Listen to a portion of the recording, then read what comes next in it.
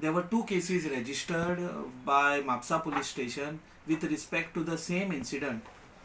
One was a case under 326 of IPC, and the second case registered was a murder case under section 302 for committing murder of a Nigerian national as per the police. All the accused are innocent and are falsely implicated in both the cases by the police because the police could not catch the actual culprits. त्या केसीनी तांच्यांनी एकाच टायमार एकाच डेटीक same भुरगे दोन different जाग्यांचेर दाखयले, दोन वाड्यांचेर.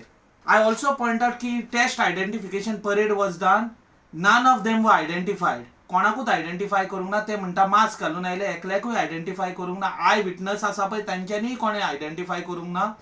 आणि सगळे इयर्से बेसिसाचेर फूल तेंच्यांनी चार्जशीट फायल केले. सो कोर्टान म्हाजे आर्ग्युमेंट्स एप्रिशिएट केले.